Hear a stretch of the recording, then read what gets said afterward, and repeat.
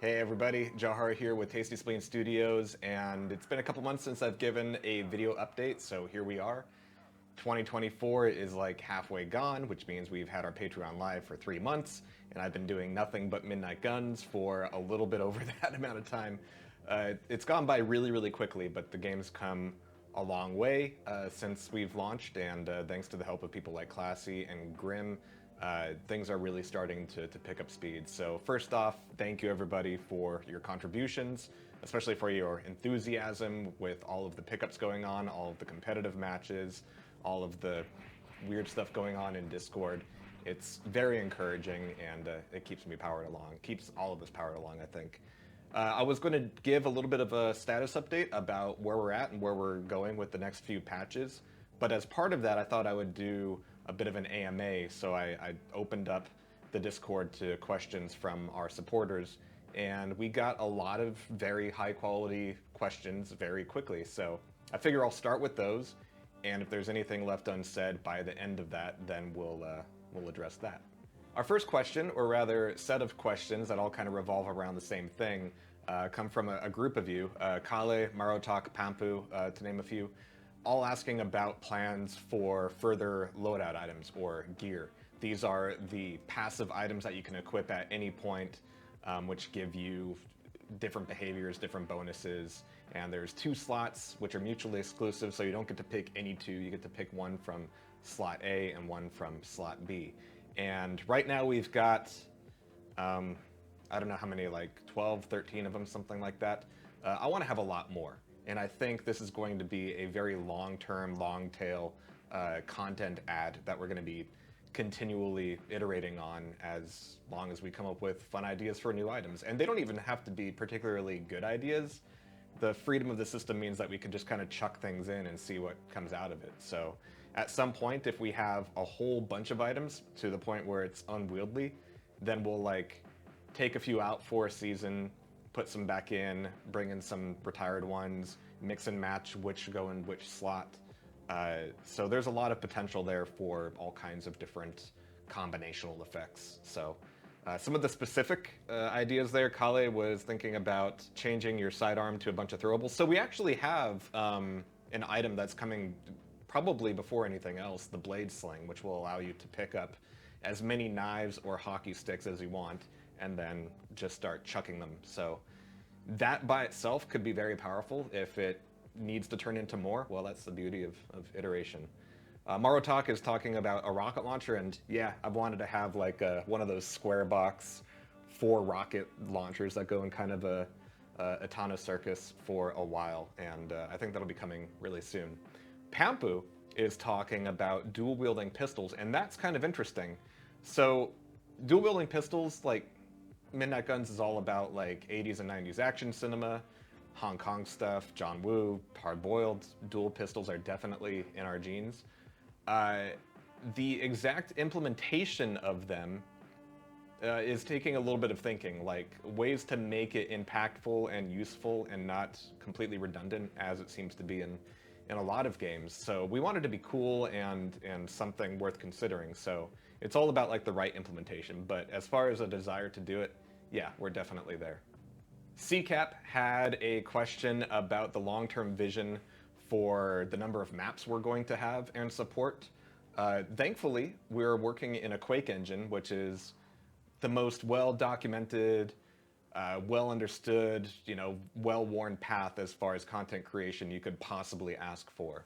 So we're able to take advantage of popular tools like GTK Radiant, or Net Radiant, or Dark Radiant, or Trench Broom, or Quark, or whatever you want, as well as Q3 Map 2 to make Midnight Guns maps. And it's mostly standard stuff, so the internet's full of answers there. So even right now, people have been getting into it and making some Midnight Guns maps. Some really cool stuff, too.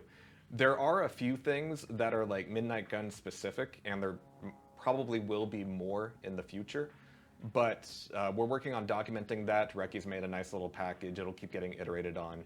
And as we become more comfortable with what we're doing, we'll be sharing that information out as well. So it means that there will be a lot of maps coming from us, a lot of maps coming from users, and that's exactly the lineage that we want to fall into. The only reason more maps haven't been coming out from us more quickly is, well, for one thing, there's just a lot to do and a few of us to do it. And for another thing, the visuals on the maps are something that we're still developing. You know, it's still a pretty rough looking game, and we want to polish it, and we want to drive to actually a very specific aesthetic. It's not an aesthetic that we're going to be asking all of our users to mimic, but for first party maps, we're trying to nail like a very specific look, and that's being developed. You know, we're still iterating on it, we're still experimenting. You can see the results of some of those experiments with some of our different maps, so bear with us. We'll have more in there. And in fact, in the next couple patches, we'll have some gray boxes out for some new maps that will probably stay gray box for a while. Before we get any art in there, we want to make sure they play very well. But yeah, the 0 to 60 on making a new map and getting it out there is actually very easy indeed, at least on a technical level. Spin is asking if there are any plans for a tutorial map. Yes. And in fact, it's already in some state of existence. It's baked into the hub map that's on the servers right now. And the intent is that when we have the hub come out, people who connect to the hub for the first time will go into the tutorial section of that map, which will include things like throwables and inventory and food and wall kicks and ramp jumps and double jumps, at least to get people familiar with those concepts, even if they're not able to execute on those things right away. That's really not the expectation. You shouldn't have to like come into Midnight Guns and be able to do all of the crazy wall kicks that you're going to see people do. It's cool if you see people do that and you want to do it, but the expectation isn't that you have to be able to do that to enjoy your first few matches. But yes, a tutorial is very important.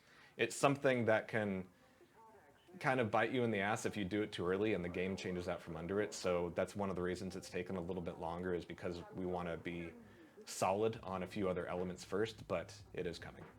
Another question from Spin, a really good one, because we just had our first online tournament, the Midnight Rumble, and during those matches, we all noticed that there were some teams that really took a strategic approach to how the clock played out from round to round, where if you have the health advantage, you can just chill, stay in a defensive position, and try to get the round that way.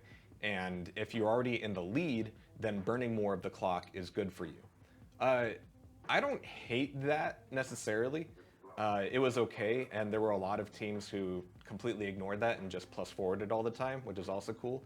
But I think there's ways it could be more interesting, and the way we're going to deal with that is by spawning an item or items in predetermined zones in each map. So there's some pseudo randomness to exactly where the items spawn, but these items are going to be really powerful. They're going to be something that you wouldn't want in an A slot or a B slot or a throwable just available on the map.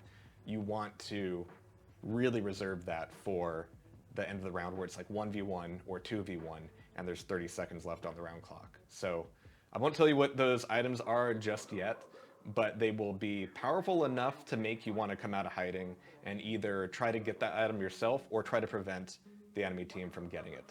So that should help. And the last question from Spin, he had a lot of really good ones. Any HUD revamp? So this is actually kind of a two-parter. So in general terms, yes, the HUD is getting a new version. The current one is getting a little long in the tooth, and we're adding some features that will really necessitate a new look for the HUD. So look for that very soon. The competitive HUD does mask some information about which of your teammates are alive in order to encourage you to communicate either over voice or over radio binds or messages or what have you. And a lot of that is intentional. There are ways that it'll be spruced up in terms of like presentation, but for competitive play, that is kind of part of it. A lot of competitive play has been happening just because of all the preparation for Midnight Rumble, but the expectation isn't that most matches would be in that mode. There's ranked play, there's casual play, and then there's competitive play. So there's kind of like 3 tiers there. And really we'll reserve like that information fog of war for the top level. But everybody's been kind of using that mode because of the tournament. But most of the time, it shouldn't be that way. Had a question come in from Coobers asking if we are looking into any other game modes like Bomb or maybe even like CTF. So in the long term, yes, definitely. Those game types are a hell of a lot of fun, and they're really useful if you can't really get like a 4v4 together. If you've got 2v2, there should be a mode for that, like gunfight. If you've got a server full of people and you want to do something big and stupid and fun, then something like CTF or Invisible Terrorist could be really good. Headquarters is another one. For the time being, that will probably be a pretty slow rollout, just because we don't want to cannibalize people looking for games of the action type just yet. When things are a little bit bigger, we could justify some of that bifurcation. We can do that for sure. One thought though, just my own hot take, is that the bomb game type might not necessarily have a lot of intrinsic interest. In some ways, it was developed in order to solve a problem or a set of problems with getting players to engage and getting them to commit to areas that I don't think Midnight Guns has necessarily. There's a lot more freedom of movement. There's a lot more aggressive options that you can play out. So I don't think the need to camp around a bomb area is intrinsically part of the game. And I think we saw a little bit of that with Warsaw, where Warsaw had closer to like a Quake 3 style TTK, so some of those game types kind of worked, but it did mean that players were kind of like staying around one area a whole lot. So something like CTF, where you're always running around, I'm all for that. Even if it's like one flag CTF, there's some really cool games like Paintball 2 that are big inspirations for that. But again, this is all a little further down the road. CCAP had a really good question, or just a curiosity about why you can't hockey stick jump during the beginning of a round, where you can't fire and you can't use throwables. Well, there's kind of your answer, really. That is the intent for the beginning of the round, where you can move around, you can wall kick, you can try to get into a good position. But hockey stick jumps, you know, first of all, you need to be able to throw, which you can't do at that point. But even if you could, see, there's something really cool about how you can develop specific movement routes in order to get to very specific points on the map. And I think the general principle is that the further you want to get in the map, the more kind of predictable your route has to be, because there are fewer ways to get to that point, right? So if you want to do a really aggressive route to the far end of the map during the beginning of the round, then that could be picked up on and they'll see you coming and it'll be more predictable, right? So having that balance of I can get really far but I'll be more vulnerable, versus I can be more conservative but I won't be able to get a better angle potentially, I think that's a really cool dynamic. If you could hockey stick jump, then the question of can I get to this point before the round starts, if that answer is always yes, then some of that strategy kind of goes away, I think. But yeah, generally it's just it's an incidental effect of the fact that you can't use any throwables at all, including hockey sticks. ZipPing had a really cool query about our plans for server browsing and matchmaking and all those mechanics.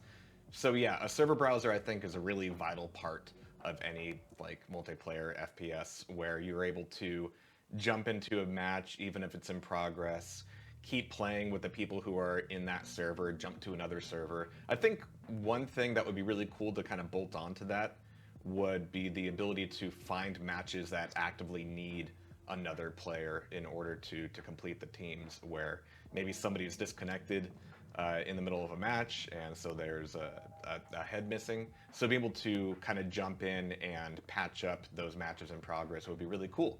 At least in terms of like head count, right? Like there's no guarantee of what that'll do to like actual team balance, but those are casual matches and those are just meant to get in and play and kind of have that classic experience. For matchmaking, that's where the hubs really come into play, right? So you'll be able to go into a hub, create your team, and then look for other teams with a similar average elo in order to challenge them. One thing that I do want to kind of like take from Fightcade though is that you're able to see all the other teams and challenge whoever you want, whether they're above you in skill, below you in skill, but the choice is up to you guys, right? So that should keep wait times down a little bit, because you just need to find somebody to play against. Or if you've got two teams that are really imbalanced, maybe you can consider a trade in order to even things out. So that way you're not just stuck with whoever, you know, the queue sticks you with. You have a lot more choice, and the eventual goal of that is a lot less waiting, right? So even if there's a smaller number of players, you should be able to get into your match very quickly. Zipping had another query about custom server hosting. So yeah, like I mentioned, it's the Quake engine, baby. Like there's a lot of really cool advantages we get from getting to use a well-established technology like that. And one of those, server hosting is super easy. And actually, we have a couple people who have delved into things and figured out how to host a couple servers of their own. We do want to have some kind of like update support channel for that, so that everybody's custom servers can stay in sync with the Steam version. But long term, yeah, there's going to be probably more custom servers than there will be official ones. Spin came back with a weapon balance question asking if the AR is too strong and whether we're fine with the weapon balance at the moment. So the weapon balance has changed over the last couple years, but in kind of ways you might not expect. So one thing that happened a little over a year ago now, I think, is that the hitboxes got a little bigger in order to make consistent hits or chains of hits more possible. And so as a result, the bullet damage went down a little bit. But as a result of that, like the cumulative knockback that you can experience is higher. And I haven't found a point where like I think that there's too much knockback. I'm pretty happy with how that all feels. Another change that happened a little bit more recently was a change in how bleeding works. So you have a little bit more time to react to bleeding, so that trades happen a little less often than they did before. In both of those cases, like per bullet damage wasn't really the biggest part of that conversation. It was things about like how many cumulative hits you can have, how likely trades are to happen, things like that. And when it comes to the assault rifle, it is really meant to be like the bread and butter weapon. It is the default one that anybody should be able to get in and feel like they can be effective with. And it's really tailored towards the type of gameplay where you do grab the weapon, you run out into the street, you find the first person you can, you shoot them, and you'll probably get a kill that way. Because of the TTK and the bleeding mechanics, there's a very high chance that you'll get killed as well, either during that fight or shortly after that fight, because you're just out in the middle of everything. You need to be a little bit closer range to make the AR do its thing, right?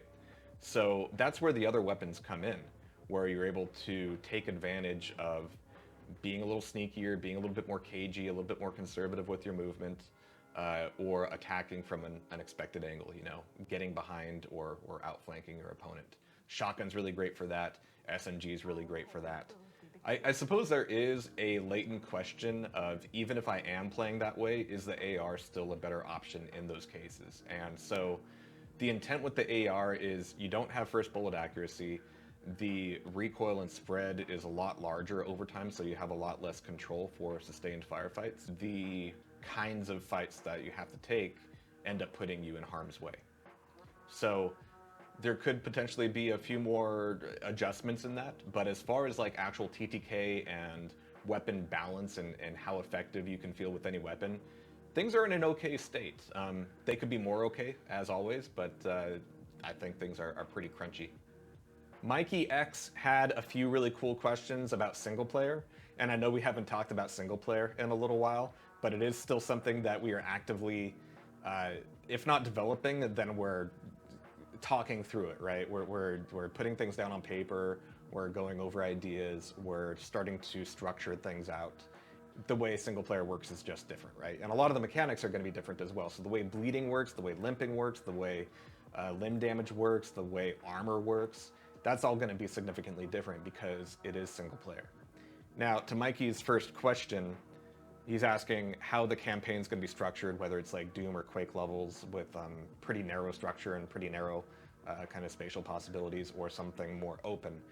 Now, in my mind, the coolest like kind of Quake or Doom episodes, or like FPS campaigns in general, have a mixture of both, either between maps or even within the same map, where you go from a tighter, more tactical area to a wider one with more kind of exit options and whatnot.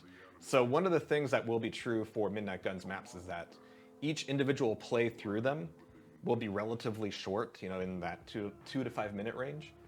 But the maps will be reused in different contexts from different starting and ending points with different items and enemy placements each time. And so there will be some light Metroidvania elements in there where you will revisit a previous area but take a different route, either because something has changed narratively or you've picked up an item that allows you to access a different area. Coming back to previous areas and seeing how they change over the course of the narrative, that's going to be a pretty big element, I think. Mikey's next question is more about like the narrative structure, about whether the narrative is going to be exposited between levels or in the levels themselves, and I think there's going to be a fair mixture of that. Our kind of comic book and action movie influences will bleed into some brief cutscenes. I don't want to waste anybody's time, really, but we will have some stuff in there. But a lot of it will, it'll come out of like the world building and some of the details that you pick up while you're going through the setting.